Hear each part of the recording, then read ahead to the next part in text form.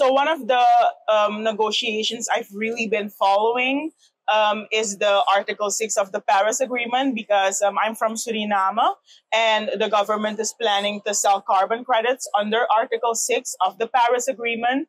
But as I have been told by experts, there's still some stuff that needs to be put into place when it comes to Article 6. So for instance, Article 6.2 speaks about carbon credit trading between countries. And then you have 6.4, which kind of opens up the field to also companies that trade in carbon credits. So that's what I've been focusing, trying to figure out what the progress is and trying to figure out if during the COP, at least Article 6.2 is going to have these extra guidelines, which makes it possible to trade, for Suriname to trade in carbon credits.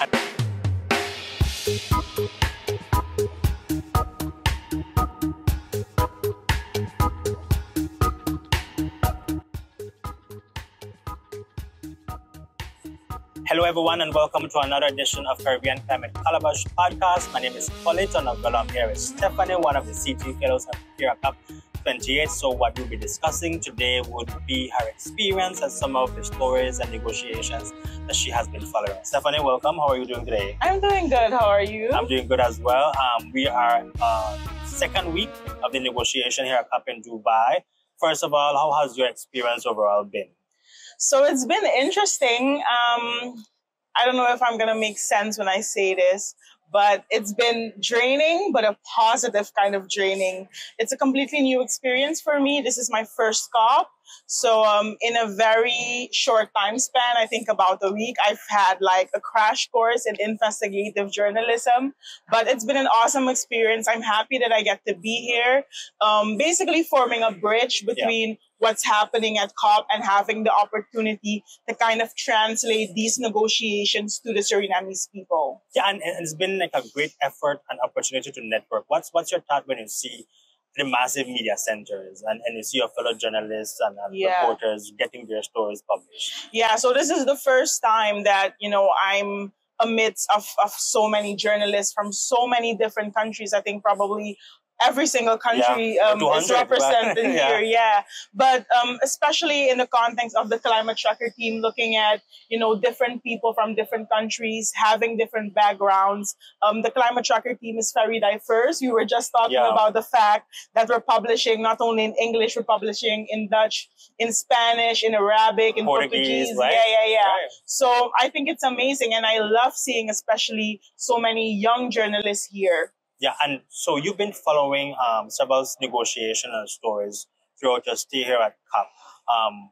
Talk to us about those following. Yeah, so one of the negotiations I've really been following is the Article 6 of the Paris Agreement, because I'm from Suriname and the government is planning to sell carbon credits under Article 6 of the Paris Agreement. But as I have been told by experts, there's still some stuff that needs to be put into place when it comes to Article 6. So for instance, Article 6.2 speaks about carbon credit trading between countries. And then you have 6.4, which kind of opens up the field to also companies that trade in carbon credits. So that's what I've been focusing, trying to figure out what the progress is and trying to figure out if during this COP, at least Article 6.2 is going to have these extra guidelines, which makes it possible to trade, for Suriname to trade in carbon credits. And from the reports you've been getting and from the sense on the ground, is it going good for Suriname? So one of the conversations I had was that they are making progress. So what I was told from one of the experts I spoke to, her name is Indy Johnson. Okay. She's with the Net Zero delegation of the Oxford University. And she was kind of explaining that according to Article 6.4, there's not really going to be a lot of progress, and it's going to take a few years before we get Article 6.4 operationalized. But when it comes to 6.2, they're kind of making progress. I also spoke to the Minister of Environment in my country, and he was explaining to me that Suriname already is, talking to different countries and different companies, and that there are countries who are interested in buying carbon credits from Suriname. How important is it for Suriname to move forward with its carbon credit market? I definitely think it's important for us to move forward. I think it will be a great source of revenue, but I'm a big advocate of there being balance. We have, of course, the indigenous and the maroon communities, and there are varying opinions on everything that's going on. But I think it's important for the government to also make sure that when there's that revenue from the carbon credit sale, that it does flow back into communities. Suriname is very, very affected by the consequences of climate change, and as is all the other AOSIS cities, in the Caribbean as well. We're severely affected by the consequences of climate change. So I do believe that, it's time for us to get into that market. We are one of the 3 carbon negative countries. We have 93% of forest coverage, to be exact, 92.6. But I also think it's important to make sure that when we get that financing from those carbon credit sales, that it does flow back into different communities, making sure that we're increasing our resilience against climate change. Yeah, and as you mentioned, the Caribbean, including Suriname, we are a vulnerable area, a vulnerable community when it comes to the effects of climate change. And within our own community, we have vulnerable groups, as you mentioned, indigenous people. Are their voices being heard in Suriname? Do they have adequate and responsible representation when it comes to national discussions like these? So I've been following the indigenous and the maroon communities for a while. In the context of Climate Tracker, I have done different articles, and most of the indigenous representatives and maroon representatives that I have conversations or interviews with, they do indicate that they don't feel as involved when it comes to the decision-making procedure, and that they want a seat at the table, that they want to be involved more, that they want to be consulted more. So if we listen to what they're saying, they're claiming that they're not as involved as they would like to be. And I think that's a concern across the Caribbean, because even in Belize, we have the Mayas and we have the Garifuna people, and they feel as if though they're not adequately represented when it comes to national discussion, when it comes to climate change and the impacts of climate change. One of them was telling indigenous people, they are the gatekeepers of nature. They know how nature works from before, from since time beginning. And 80% of the world's biodiversity is in indigenous communities. Exactly, and the thing is that it's their communal lands, it's their natural birthright, I would say, and it's only fair for them to be included in the negotiations, and it's only fair for them to have a say how the finances are used and to protect, because the last thing you need is to have power-hungry investors or, politicians across the Caribbean that would seek to try to benefit personally out of these negotiations and the climate financing. But going forward, what would you hope would then be achieved when it comes to carbon market here at COP?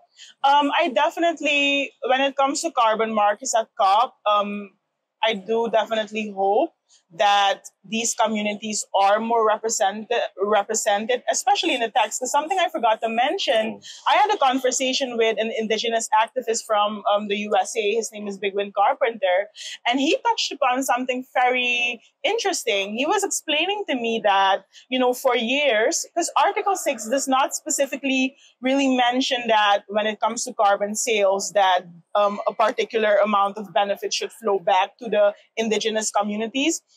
The only thing Article 6 mentions is that human rights and indigenous rights should be taken into consideration. But he was kind of saying that, for the past few years, different groups have really been pushing for explicit text mentioning indigenous communities, more specific texts. And, that language has always been pushed off of the table, for instance. So I think it's interesting to see. I wonder, if this year there's going to be a breakthrough in the more specific mention of indigenous communities. Yeah, and to add to your point, language is very important when it comes to these negotiations. Yes. For instance, you mentioned consideration. Okay, that's fine. The government will consider this. Yeah. One day, maybe they took an hour, an entire 24 hours a day to consider it, and that's it. They make their final decision. Yeah. But they can't say that they consider it, but their decision is fast. So same thing like consultations, proper consultations. What does exactly proper consultation mean? Is it that everyone in the indigenous community, every single person that makes that community should be consulted and should be their opinion should be considered? Language is very important, and I hope that indigenous people across the Caribbean get a louder voice, especially at world global events like COP28. But you are here. This is your first time covering a COP? Yes, this is my first COP. Right. Yeah. So, and as we mentioned at the beginning, we have a lot of reporters and journalists from across the world, over 200 countries, I guess more organizations, NGOs like Climate Tracker. Why do you believe it's important for you to be here as a reporter and for you to cover these sort of stories, not only for the Caribbean, but for surrounding people? Yeah, so this is a very interesting question, but I have a very easy answer to it. I think when it comes to COP, for some people, it's so out of reach. It's like these negotiations are happening, countries are negotiating in regards to the climate crisis, in regards to how to move on, in regards to mitigation, adaptation, climate financing.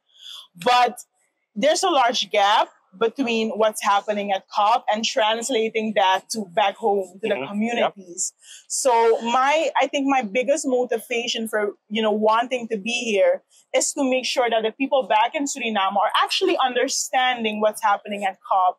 Because at the end of the day, the decisions that are being made into those in those little rooms, those decisions are going to affect every single one in every single country, including every Surinamese citizen. So I think it's important that they understand what's going on and that they feel like they're a part of the decision-making progress. But most of all, that they're aware that they have access to information. I mean, it's a human right? Yeah. So they should be knowing what's going on. And that's my personal motivation for wanting to be here, really bridging that gap and translating the COP negotiations to the Surinamese people. Yeah, and Stefanie, I totally agree with you. I totally endorse what you're saying. Climate change affects everyone every single day across the world. And the thing is, a lot of people, they think about the heat wave. They think about how flooding happened last weekend, but their minds are not interpreting as these are the effects of climate change. So this is where we come in, right? Yes. We explain to them, we say, 50 years ago, we didn't have this kind of flooding. Yeah. Now we're having severe flooding because of the effects of climate change. Yes. So I think your work here and other works on climate trackers and our journalists here are very important. It's very important. And I think you're doing a great job. Thank you. Where can we read your stories and get updates from you? Yeah, so you can read my stories on climatetracker.org. But I'm also writing, of course, for my Suriname-based media organization, which is Suriname Herald. Great. Stefanie, thank you so much for joining us for another edition of Caribbean Climate Podcast. And until next time, guys, stay safe.